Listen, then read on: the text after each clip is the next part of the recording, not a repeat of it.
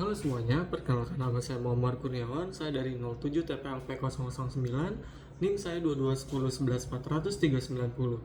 Saya berasal dari Teknik Informatika. Oke, pada kesempatan kali ini, di video ini saya akan membahas materi tentang etika profesi, tentang Undang-Undang Informasi dan Transaksi Elektronik, atau yang biasa kita kenal dengan Undang-Undang ITE. Nah, kita bakal bahas mulai dari pengertian, asas, tujuan, contoh kasus nyata, sampai analisis resiko hukumannya. Nah, yang pertama, di sini kita akan membahas tentang Undang-Undang ITE terlebih dahulu. Nah, apa sih itu Undang-Undang ITE? Nah, Undang-Undang ITE adalah aturan yang ngatur segala aktivitas kita di dunia digital, mulai dari komunikasi, media sosial, transaksi elektronik, sampai keamanan data. Nah, undang-undang ini punya beberapa asas penting, yaitu yang pertama ada asas kepastian hukum. Nah, asas kepastian hukum itu ialah biar semua aktivitas digital punya aturan yang jelas, nggak abu-abu, maksudnya nggak harus jelas gitu. Nah, yang kedua, asas kehati-hatian, supaya pengguna internet pikir dulu sebelum bertindak. Nah, yang ketiga, asas itikat baik. Intinya, kita dituntut untuk memakai teknologi dengan jujur dan tidak merugikan orang lain. Tujuannya untuk apa? Nah, sederhana aja, tujuannya itu yang pertama untuk melindungi masyarakat di ruang digital. Yang kedua ada menjaga keamanan transaksi elektronik, dan yang ketiga adalah dan memastikan internet bukan tempat bebas seenaknya, tapi tempat bertanggung jawab. Kasus yang saya pilih ini, kasus Undang-Undang ITE yang saya pilih yaitu adalah penyebaran informasi bohong atau hoax yang merugikan masyarakat, yaitu pada pelanggaran di pasal 28 ayat 3. Pelanggaran ini sering banget terjadi, terutama di media sosial. Contoh sederhananya, misalkan nih kayak ada orang menyebarkan berita bohong tentang bencana, terus tentang penculikan, atau mungkin harga barang yang naik drastis gitu. Lalu masyarakat udahannya jadi kayak panik gitu kan, makin panik gitu karena mereka dapat informasi hoax ini gitu. Terus sekarang kita masuk ke bagian analisis hukumnya. Yang pertama, apa sih masalah hukumnya?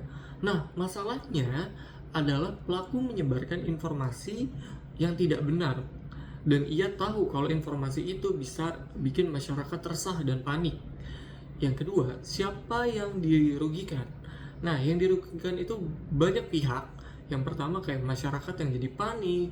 Yang kedua ada pemerintah atau lembaga terkait. Ketiga ada bahkan individu atau kelompok yang disebut dalam hoax tersebut. Yang ketiga, pasal apa yang dilanggar? Nah, perilaku ini bisa melanggar pasal di 28 ayat 3 Undang-Undang ITE, yaitu menyebarkan informasi bohong yang dapat menimbulkan kerusuhan di masyarakat. 4. Konsekuensi hukumnya apa? Nah, pelaku bisa dikenakan pidana penjara dan denda sesuai dengan Undang-Undang ITE. Intinya konsekuensinya berat karena dampaknya juga bukan main-main. Yang kelima, bagaimana pencegahannya? Nah, pencegahan yang bisa kita lakukan yaitu yang pertama nih, jangan asal share informasi tanpa verifikasi terlebih dahulu. Kita harus cari tahu dulu informasinya biar jelas gitu. Yang kedua, cek sumber beritanya, benar atau palsu nih. Yang ketiga, pahami konteksnya. Dan yang terakhir, dan biasakan kita cross check dulu lewat situs resmi atau lembaga yang kredibel.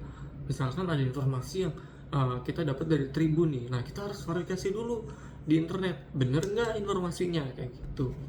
Nah, pokoknya share good information only gitu, bukan yang bikin dunia makin chaos gitu. Karena dengan informasi yang hoax ini bikin kita juga makin panik, bikin kita ngerasa kayak oh ini bener atau enggak sih gitu. Terus sebagai pesan kita di etika digital tuh kayak sebagai pengguna internet kita harus punya prinsip yang itikat baik gitu.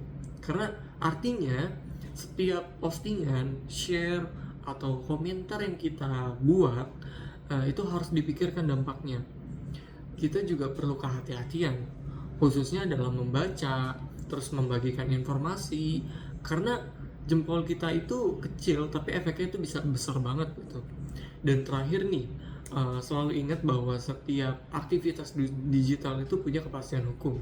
Kalau ada pelanggaran ya ada konsekuensinya dong. Dan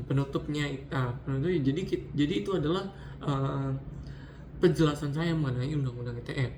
Contoh kasus pelanggarannya, analisis resiko, dan pesan etika digital yang bisa kita terapkan sebagai generasi yang hidup di era 24/7. Oke, semoga video ini bermanfaat dan bisa jadi pengingat buat kita semua lebih bijak dan lebih bertanggung jawab lagi dalam menggunakan teknologi. Terima kasih sudah menonton. Saya Muhammad Kurniawan dari kelas 07 PLP 009. Sampai jumpa di video berikutnya. Assalamualaikum warahmatullahi wabarakatuh.